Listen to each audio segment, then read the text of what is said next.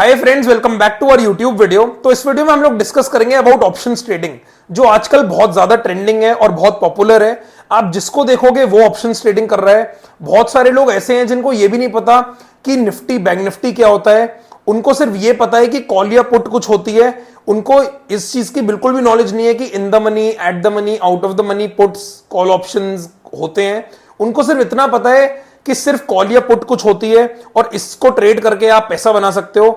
लोगों को risk management के बारे में कुछ भी नहीं पता है, वो लोग फिर भी मार्केट में घुस रहे हैं क्योंकि ऑप्शंस को देख के लोगों को ऐसा लगता है कि हम बहुत पैसा बना सकते हैं बहुत कम टाइम में, which is called instant gratification trap.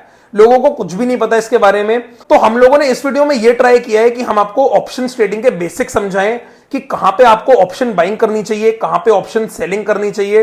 उसके अलावा आपको कब in the money option buy करना चाहिए, कब एट द मनी करना चाहिए एंड कब out of the money option buy करना चाहिए। तो वीडियो को एंड तक देखिए ताकि आप भी प्रॉफिटेबली ऑप्शन ट्रेडिंग कर सके। तो चलिए स्टार्ट करते हैं बेसिक्स ऑफ ऑप्शन से। तो मार्केट में चार ही सेंटिमेंट्स हो सकते हैं, या तो मार्केट बुलिश होगा, या मार्केट बेरिश होगा, या फिर market will not be bullish, या फिर नॉट बेरिश। अब हर केस में हम लोगों को क्या करना है, आपको पता ही होगा कि ऑप्शंस में आपके पास दो ऑप्शन होते हैं, या तो आप ऑप्शन बाय कर सकते हो या फिर आप ऑप्शन को सेल कर सकते हो। तो चलिए देखते हैं। Whenever you know that the market is bullish, तो उस केस में आपको क्या करना है, आपको सिंपली कॉल बाय करनी है। अगर आपको पता है कि मार्केट बेरिश है तो आपको पुट बाय करनी है in order to make profits. अगर आपको पता है कि मार्केट इज नॉट बुलिश, इसका मतलब यह जरूरी नहीं है कि मार्केट बेरिश है, तो उस केस में आप लोग पैसा कैसे बना सकते हो, उस केस में आप कॉल को सेल करके पैसा बना सकते हो, क्योंकि मार्केट में टाइम और थीटा डीके होता है तो उसका बेनिफिट आपको मिलेगा।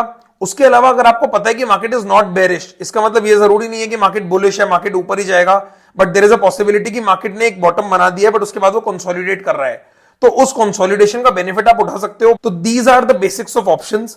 कॉल्स एंड पुट्स में तीन टाइप्स होते हैं, first is in the money, second is at the money and third is out of the money. तो चलिए मैं आपको एक एग्जांपल से समझाता हूं कि ये तीनों कैसे आप आइडेंटिफाई कर सकते हो। फॉर एग्जांपल, अगर निफ्टी का जो करंट प्राइस है दैट इज 22,000, तो जो 22,000 वाला ऑप्शन होगा, यानी कि 22,000 वाला कॉल एंड 22,000 वाला put, that will be eight the money. तो जो भी स्पॉट का प्राइस चल रहा होगा उसके नियरेस्ट जो भी ऑप्शन होगा that is called eight the money. उससे पहले वाला, यानी कि फॉर एग्जांपल 22,000 का भाव चल रहा है एंड 21,900 का जो ऑप्शन होगा that is called in the money, and उसके नीचे वाले जितने ऑप्शंस होंगे वो सारे इन द मनी ऑप्शंस होंगे। उसके बाद आता है आउट ऑफ द मनी।